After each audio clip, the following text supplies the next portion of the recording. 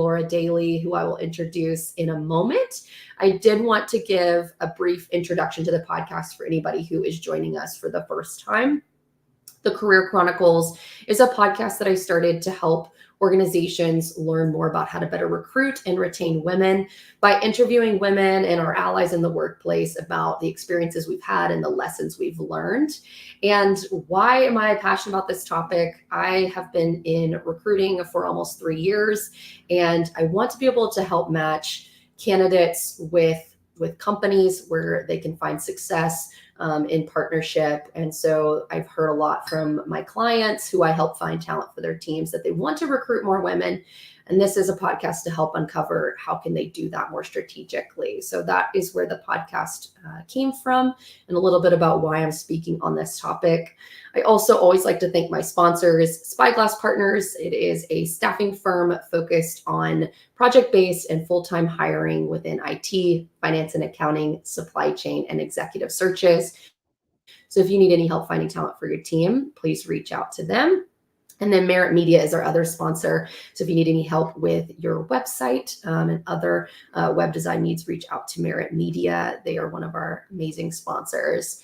So without further ado, I want to introduce our guest and our topic for today. So I'll introduce Laura first, and then I'll talk a little bit about what we're going to be talking about specifically on today's episode. Laura's career spans over 2 decades and showcases a leadership prowess in the ever-evolving landscape of information technology. With diverse experience in finance, higher education, healthcare, and the insurance sector, she has honed her skills to navigate the complexities of digital transformation with finesse. Armed with a bachelor's degree in foreign service and a recent MBA, Laura embodies a relentless dedication to personal and professional development. Her unwavering belief is that the heart of IT lies not solely in technology, but in unlocking the potential of the individual by cultivating meaningful connections. This philosophy underscores her deep-seated commitment to fostering environments of continuous improvement where a growth mindset thrives organically. Laura champions the ethos of psychological safety, where each team member feels valued and empowered to innovate fearlessly. Her passion for nurturing talent and driving collaborative success is evident in every project she undertakes. Laura's unique blend of strategic acumen and a compassionate approach sets her apart as a transformative leader in the realm of IT, embodying the essence of progressive thinking and inclusive leadership. And I think that perfectly summarizes a little bit why I'm having you on the podcast, is to get your take on this idea of inclusive leadership and the lessons you've learned over the span of your career. I titled this episode Lessons in Leadership because I think we're going to talk about a lot of different things. And I thought that that title best encompassed, we want to learn from your experiences and how you got to where you are today. And so I think that title, was the best way to kind of tie the bow on that package. So tell us a little bit, Laura, about how you landed your first role in tech. I love telling this story because it's kind of interesting. If you listen to the bio and saw that I got an undergraduate degree in foreign service. I did not have a trajectory that was going in the direction of IT, but I will say that I was the person at home who programmed the VCR. This is back in VCR days. VCRs. Do we need to define VCR for our younger guys? Google it. No. Google it. Yeah, go look that up. Yes, Google it. And while I was at the university, I worked in the IT lab. I unjammed printers and such. I helped people on my floor. Really, the boots in the ground in tech. Unjamming a printer is it's a must-needed skill. It is, and it's critical when deadlines are approaching. You need to submit. You have to be able to print your paper off. You can't email your paper in. You got to print it off. This was exactly before you had the ability to submit it. So I had that exposure. I worked in the Career Center lab, which had some Macintosh computers. And so I had exposure with IT. Yep. Had some exposure with IT, graduated with a foreign service degree, did a year internship with the German Parliament, which was kind of the direction of foreign service. I was going to ask you, what were you intending to do with your degree in foreign service? I wanted to become ambassador to Germany. And the school that I went to, most everybody else in my program, and there were about, in my graduating class, maybe 200 of us, everybody else wanted to do that. Okay. Not in German, not Germany. German specifically, but wanted to be an ambassador. Yeah, and the road to ambassadorship, as I learned, is a long one. You really need to have connections. The year that I graduated, and I've tried to Google this to validate my knowledge, but the year that I graduated, they were not offering the Foreign Service exam, which would have been the next logical step. I really should reach out. I have a friend who graduated with me who did get the Foreign Service exam. I think they may have offered it the year after I graduated. So they had to wait. Yeah, they had to wait. Take it. So I moved on with my life. I ended up moving to New York City without a job, temping for a little bit. And I even applied to some jobs that were posted in the New York Times. Talk about old school. Applied to jobs posted in the New York Times. Yes. That's crazy. And so I got a call like 3 months after applying to this one job, which was very vague. It did not even say what it was really about. And I went through a series of interviews. They were looking for someone it was a hedge fund, and they were looking for someone to work on their help desk with specific Macintosh skills to support their marketing department. And so my foot in the door, IT, was help desk. I learned on the job absolutely everything that I know. I started with, again, that Macintosh stuff. I was also taught how to program a PBX. And so I then quickly proved my skills at organization and leadership, and I was given the role of help desk manager. And my trajectory has always been in the leadership path because of that. Leadership. Yeah. Tell us just briefly what you're doing now professionally, and, what are some of the connections you're seeing between that first role and where you are now? Certainly.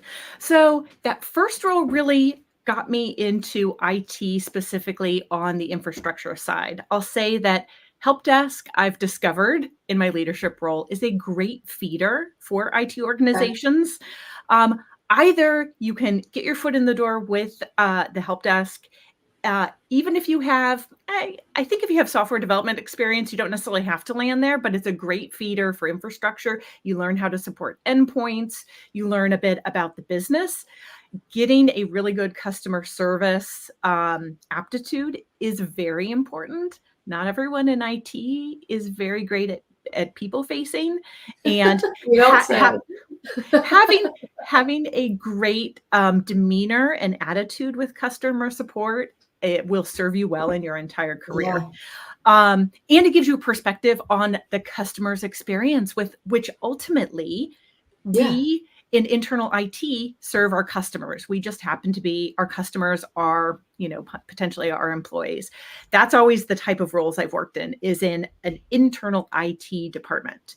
And so coming up through the ranks, learning about infrastructure and such, I've always been on the infrastructure side. I've always either been a manager or a director of teams that support infrastructure, mainly in-house, but in the past decade, people have been moving towards cloud in fits and spurts. And so it's needing to know how to work with outside vendors who, like, your cloud is really somebody else's data center. So they handle some of the stuff that you have to handle when you're in-house.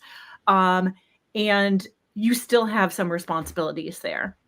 I am currently a chapter lead, and it's an interesting role. It's one that I've never had before. When I was interviewing for this role, I was very intrigued by the prospect of working for an organization that is aligning all of their systems or their IT teams, including infrastructure teams, to align with Agile.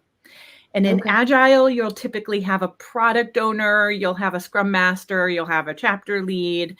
And I'm learning a lot about how Agile applies to infrastructure teams. I'm also learning where it is still a challenge to make it apply. We happen to have product owners and service owners and chapter leads and scrum masters. My focus at the moment is really on growing staff, upskilling them, and how do we engage with outside vendors where appropriate so we can free up our internal staff to do the high value work. Yeah. I mean, that common theme for you throughout your career seems to be the ability to understand people. And that's a skill set that I think everybody has to cultivate, because if the business and the work that we're doing isn't serving people, then really what's the point of the work? So it seems like your first job, they noticed that you had a knack for that, and that has just continued. You've been able to grow and nurture that throughout your career. I know before we kicked off the podcast, you and I were talking about college age folks. I know your daughter is heading off to college. My sister just graduated college. So you and I have, on top of our minds, is advice to younger folks. So what advice would you give to your younger self at this point in your career? You know, what would you go back and say to Laura when she's starting out post-grad? I would say, especially if someone's trying to break into the IT sphere, be it a developer, be it someone who's infrastructure, even people who have organizational skills like project managers and BAs, knowing your craft is important. Learning the skills, like if you're going to learn how to code, like for sure, those type of technical classes are important. But the point that you made right before you asking that question about these human skills, recognizing that there are some really critical skills that individuals need to be expansively successful. Is it possible to be successful as a developer, let's say, where you're in your cube and not talking with anyone else? You will make some success to a certain point, but there are certain roles that like certain companies that hire certain roles. Yes, but it's limited. Like your trajectory is limited. By and large, what we need are people who can collaborate with others, can communicate with others, this ability to be able to translate technical items into easy to understand. Extremely, extremely valuable. Like recognizing and honing those skills is extremely valuable, because frequently what I have found in my decades of experience in IT embedded in a business is the people who make the decisions have these visions for what they want, but they don't know how to do it. It is our job to translate that, and they don't always know how to ask for what they need. They don't always know all the details that we need to give a recommendation. And so being able to have those conversations and make those translations, some of that experience is, some of that skill is gained through experience. Like someone who's just graduating may not have the exposure to gain this, but keep in the back of your mind these types of skills, and how can you put yourself into spaces where you're getting exposed? Are there internships where you have an opportunity to actually work in a real world environment? College is just different than being in the workforce. Try to have an internship, do some informational interviews. If you know of connections, so like my daughter is actually entering into a computer science program. I'm super intrigued, but I'm her mom. You're trying not to just like over. She's not asking yet. She's not asking me yet questions, but I have a lot that I could share. The helicopter is starting up. It's like, well, you're just trying. You're doing a good job. You're like, I'm gonna stay back, play it cool.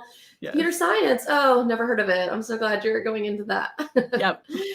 Do you feel, I feel like something that's so key though, I love what you say about go out and get some of these things, do internships, do informational interviews. I'm always a big plug for informational interviews. I think they're a highly underrated opportunity. Who doesn't want someone to reach out to them and say, I'd love to just chat with you and learn something from you? It's very flattering. You're like, oh, I have something to offer. So I always tell people to do that. But I think you going into internships and other sort of practical experiences, in order to cultivate some of those interpersonal skills, I think you do have to be intentional about reflecting on the experience and what you're learning from it. You can't be a passive participant in the internship and just go in and check the boxes and do the task, because otherwise you're not going to be sharpening those critical thinking skills and the people skills.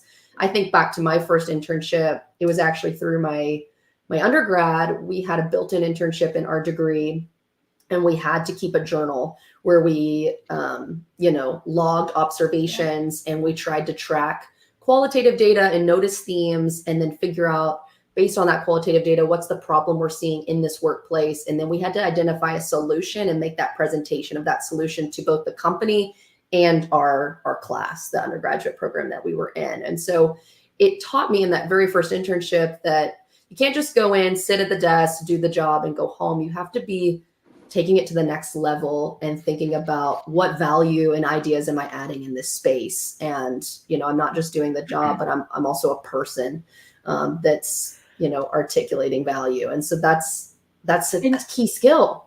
Your example is the other thing that I guess I would add to the conversation, which is I got lucky, I think. That first job that I landed in this help desk place, I had no idea how important it was to take control of my own career. Yeah. People that I worked with were amazing. The experience, I learned so much from it. It was so valuable. I ended up staying at that organization for like 11 years, which is much longer than I've stayed in any place else. Yeah. What I have since learned in the rest of my experience is you really need to remain curious and own your own career. If you don't know what you want to do, ask enough questions of yourself to understand. Journaling is a great exercise. I actually last year led a training class with my teams related to growth mindset, because it's something that not just people new to the industry, but people who have been working for a long time can sometimes get a little stuck with how they think about their day-to-day. And fostering a growth mindset, one of the things it says is journal, self-reflect. Yeah. So much is important to self-reflect and understand yourself and what you're really interested in.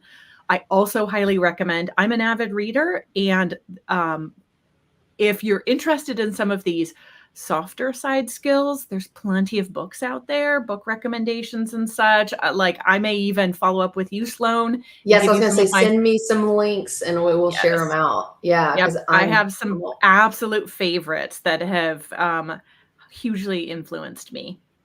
Yeah. Yeah. I think the reflection piece is key. And I love the growth mindset idea and trying to cultivate those spaces. And it is something that you have to constantly do, is own your own career. And it is very easy to slip back into the passive performer of like getting up for the day, doing your job. And it becomes very Groundhog's Day, where every day starts to look the same. And I will have these days, usually it's on my podcast days, where I have these great conversations and I'm like, whoa, I'm jolted back to life. And I'm like, this is why I do this. This is what brings me joy. And it's because I'm having a reflective dialogue with another human being. And it's like, we've got to figure out how to pull that into our daily life. Even when we're not able to set aside time to do it with someone else, do it with yourself in a journal format, and figure out what motivates you and why you're getting up out of the bed every day to do this work. Something that you and I talked about is reflecting on your work environment in a couple different ways. And I think this segues nicely into this. When you're considering a job opportunity and you're assessing that work environment throughout the interview process, how do you know that a work environment is the right fit for you? Are there any sort of metrics or questions that you've created over time to assess these things? It can be a bit of an art rather than science, I feel. Yeah. The gut check. I don't necessarily have a magic wand to uncover that. And I've certainly, made some career decisions that that ended up perhaps not being the best of fits for various reasons. And sometimes you're not aware of that reason until you are part of the organization and you see how it's really like on the inside. Because just like when you're dating, when you're interviewing, everyone's trying their best foot forward. They are. But even in those times where maybe it didn't turn out to be the right fit, do you feel like you still gained something from that experience? Like, I think there's always something you take away from every single job or opportunity that you have. Like even my worst job, I'm like, and it, not to out it here, but it was actually that internship I was talking about from undergrad. It was just the worst personal fit for me, just the culture. But I learned so much from that experience. And it's like, I wouldn't want to work there forever, but I learned so much from that experience. I have a similar story. Again, remaining professional and not outing anything. I had a very specific experience that was the most challenging that I've ever had. And it undermined my confidence levels to the highest extent. Mm-hmm. And I was lucky enough to reach out to various resources to help navigate that. And I can't share too much because it'd be too revealing, but I will say that is where I learned that how much can be learned through books as well. I think in the course of 2 years, I ended up reading about 32 books to try to help me. Like, literally, I counted it. You're like, please, someone help me in these books. These may be fake bookshelves, but I have a real bookshelf over there, and it has all of these books. And it is important to, I think the important thing, going back to your original question, is like, how do you know that an environment is the right one for you? You can probably Google all the questions to ask to try to uncover the culture and the leadership, senior leadership, and the tone that they set for an organization is very important. I've learned through time that like you can survive a toxic environment if your immediate manager is very positive. But it still doesn't make that work environment necessarily the best fit for you, the place that you're going to grow. So sometimes you don't know until you get into an organization that it's not a fit. And what I would say at that point is don't be afraid to move on. A lot of people, it's really uncomfortable to put themselves out there. Going through the interview process is hard. But if you have an existing job and you're not jobless, job hunting is a lot easier because you've got the safety net of the income that you're getting. And quite honestly, I also highly recommend that even if you're not interested in moving on, keep your skills up to date. Like apply to the occasional job. If you get an interview, it gives you some practice so you're not as afraid of it. It's a type of exposure therapy. You should have the confidence and the skill that if something isn't working out for you, either long-term or something shifts, and things can shift at organizations too fairly quickly, that you feel like you have options. That is great advice that I would give to my past self, because things can shift very quickly to where one day you have a job, the next day they're doing reductions in force and there's layoffs that were unexpected. And so you do want to keep those skills sharp. And, interviewing is a way of networking and building relationships, of where if it's not the right fit right now, but you build a connection, who knows what that might turn into down the road. Are there things that you have identified as how to know it is time to move on? Obviously, I'm sure we've all experienced points in our career where we're like, I just have to move on. When you get to that point of misery, but we don't want to get there. We want to be able to be in that seat of, I'm going to passively look for other opportunities, and I know that it might be getting time to move on, so that I, maybe I've maximized my growth in this role. How do you know when that's the case? So I can answer that question both with a bit of experience from my own career, but then also as a people manager. I've been a people manager pretty much my whole career, like looking at individuals and thinking to myself, this person doesn't know that they should really be moving on. Like it would benefit. And that's you saying that from your own organization. You even recognize like they need to move on from my team, my organization, because they've reached their maximum development here. Yes. Do you have that conversation with them, or do you kind of just sit back and you want them to figure it out on their own? They sometimes need to figure it out on their own. Like it's going to be hard to accept if they're being told to move on. At that point, that feels weird.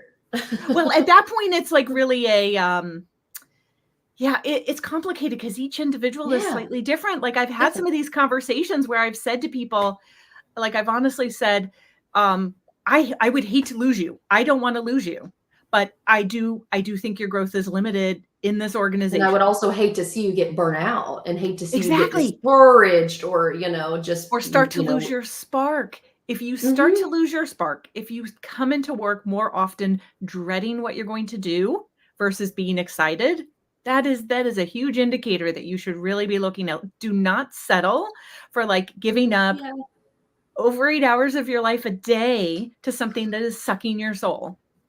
Oh, but there are so many people where I feel like they fall into they would categorize it as soul sucking. They're like, but I have to have a job. And it's like, yeah, I want to have these conversations about how can we find the joy, like how can we find what is our spark, even if we don't have the ability, because right now we're in a job market where it is really hard to find a new job. It's really hard to, let alone one you like, it's hard just to find a job, and let alone one that's going to spark, your joy and your passions and your development. So like, how do we take a job where maybe it's turned into a bit of soul sucking, for better, for worse, might not be the organization's fault, might not be the individual's fault. It's just become a bit monotonous. Mm-hmm. How do we find our spark again if we don't have the privilege of finding a new job altogether? So, I mean, that's where turning into yourself, journaling, understanding what you really want is an important component to it. Like this growth mindset course that I had offered, in some respects gave lots of different, and there's lots of these out there on the internet that you can kind of look through. Carol Dweck, I'll give you some book recommendations. Like this particular growth mindset thing can be helpful for people who feel that they're a bit stuck. They're not inspired. It feels soul sucking. How can you frame what you're doing differently? How can you see opportunities where maybe your brain has kind of presented obstacles all along? How do you lead a conversation with your manager saying, I'm feeling like I'm in a rut, and I want to bring passion to work, but I'm not doing that anymore. And I recognize that. But you have to know a little bit about yourself. You have to come with a little bit like, I'm just not getting the challenges that I want, because maybe that's what you want. Maybe you're someone who's towards the end of your career. You're really looking forward to retirement. And like, how do you still keep the spark alive when like you've got maybe you're so close to the finish line? You're like, I just gotta run out this time.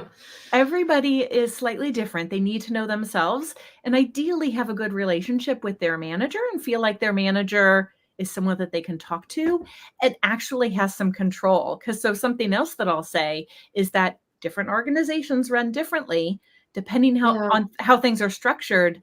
There's many times that the manager is not the decision maker. And so there's a larger structure at play. The manager can exert some influence and some control, but there may be other things. And that's another indicator of if you've been having the same conversation with your manager about shifting responsibilities and such, and it's just not happening, like that may be an indication that it's just not possible. Your manager may be trying, but it may not be possible. Such a good point. I know part of my audience for the podcast is people in management, people who are supervising. So what advice would you give to managers to stay open-minded to these conversations rather than having that, I guess there could be a potential for a knee-jerk reaction of like, oh, Sloan's not happy here if she comes and expresses these things to me. How can they stay open to cultivating opportunities for their mentees or supervisees? That is a tough one because it also comes from where the mindset of that individual manager is. I know some managers who take it very personally if someone comes and resigns. They take it very personally. And I have never felt that way. When people resign, I've always been very happy for them. Sometimes I've been like, I'm so glad. And other times I'm like, this is horrible for me. I'm losing a gonna miss you. Member. It sucks for me, but I'm happy for you, kind of thing. Exactly. And so some of this is in doing some personal self-reflection around like, why would someone else's growth and progress be problematic for you as an individual? And how can you show up recognizing there's this great quote, I'm going to misquote it. And I think it was like Henry Ford. And it's like something like, if you ask yourself, well, what if I train this person and they leave? Think again and ask yourself, what if I don't train this person and they stay? It's something like that. It's like if you're investing in the growth of your employees and they go and leave someplace else, that is what it is. But they may also stay. Don't use that as like a limiter for investing in the growth of your employees and wanting to see them succeed. Yeah. Yeah, they may stay and pay dividends back to your organization. Exactly. And if they do move on, there are other ways to collaborate, I'm sure, over the span of your career. And they I may have seen be the first to recommend somebody, like, go work for Laura because she's going to pour into you. That, and I've also seen boomerang employees. Come back. Employees who are like, oh, I'm leaving. And then they're like, the grass is not greener elsewhere. And obviously, some of it lands on the individual. If they leave and they burn bridges, boomerang is not going to be a possibility. Not going to come back. No. Exactly. But if they're a great employee and they have not burned any bridges, boomerang employees can be a very great asset to the team. Yeah. I do think there is a big, I guess, a gap in the conversation around what can managers do and what can I wish we could move the needle for organizations at large, but oftentimes it's just individual managers that I feel like I can speak to of who can make a direct impact on the direct folks they supervise. But the culture you create is going to, I think, directly correlate to your ability to retain good people on your team. And we had a lot of conversations online about job hopping. And it's always, the onus always seems to be put on the candidate. Like, they're the job hopper and they leave for better opportunities. They're just trying to advance their career. But I'm always thinking, what's the organization's responsibility to make the organization a place where people wouldn't want to leave? And they, if you were investing in progressing their career, both financially and from a professional development standpoint, why would they want to hop away in the first place? So I think there's a lot to be said about what managers and organizations can do to either get people to stay or to boomerang, to use your words. Yep, exactly. Yeah. And I think nowadays, job hopping, I know when I started my career, it was very much frowned on. And I think it's just a bit more of a reality now. Like, I think the average tenure, like when we do the data tracking on LinkedIn, the average length of person stayed in a software developer job was less than 2 years. So we need to stop viewing someone who's at a job for a year and a half as a job hopper. But there are still companies that do that. And I think as a staffing partner, I have to give a little bit of a reality check of like, this should not be a reason you toss this resume to the side. Or if someone's had a 6-month career gap because they were laid off, it's like, why are we looking at that as a red flag? And quite honestly, it isn't always the candidate's choice to job hop. Like, there are so many different circumstances. And to the point that you made, what are we doing to retain staff? Because we should not discount the value of employees who do stick around and really learn like all the skeletons in the closet, and they make the connections across the organization. Someone who's only been in an organization for 2 years has only just started hitting their stride. Most people, when we have people join our teams, we think to ourselves, they're not going to really be very productive until 6 months. There's so much, unique about every organization that they have to get up to speed on. Yeah. And I will say, not everyone like you said, not everyone chooses to leave or to job hop. I was at an organization for 2 years and then was laid off. And like you said, I had just started to hit my stride. And I was so excited. I was like, here I am at the 2-year mark. I'm going to start really producing, and, just wasn't able to stay there due to the market and the economy. And so, I think we're in a place now where job hopping has to be looked at differently. That wasn't the point of this podcast, but we can have a whole different conversation on that. Maybe I'll have to come back. We already established you have to come back, because we did not get to all the things we wanted to talk about, and we're already at time. I want to make sure I get the chance to ask you the question I ask all of my guests, which is, when or where have you felt most empowered as a woman? When and where have I felt most empowered? It's the hardest question at the end. Oh my goodness. We've had you solve all the problems for how to manage employees, but now you have to do the reflection on this question at the end. Oh no. So I'll answer the question this way. As I've gone on my self-exploration journey for work, based off of experiences where I read 32 books in 2 years, I've also seen a parallel track of self-discovery in my personal life. And I would say, like, that experience, this like awakening and deeper understanding of human nature and of myself, has really made me feel like I've come into who I am as a human and as a woman, and given me a sense of power that maybe I didn't have before. So no, like one specific job experience has made me feel that way. It's the culmination of years of work and self-exploration. We need this book list, Laura. It sounds life-changing. We need it. I'll give and it to you. I think the professional and personal journeys are intertwined because you said it earlier, we spend so much time at work. And so they have to feed each other. If your professional life isn't feeding your personal life in a soul giving way, if it becomes soul sucking, it's detrimental to your personal well-being. So I think the two are intertwined, whether we like it or not. I mean, I wish that we, maybe sometimes didn't have a capitalistic society where it was so intertwined, but it is. And I don't know that any of us could snap our fingers and change it tomorrow. So I think we have to figure out how to make it soul giving, and find that spark, both personally and professionally. So drop the book list. We need it. We'll maybe do a book club together or something and follow along. That would be wonderful. That would be awesome. Well, thank you so much for your time today, Laura. It's been great chatting with you. If anybody watching has questions for Laura, drop them in the chat. We will keep an eye on the questions and come back and respond to your comments and questions. And follow Laura and I both on LinkedIn to keep the conversation going. But thank you again for your time. It's been great. Thank you for having me.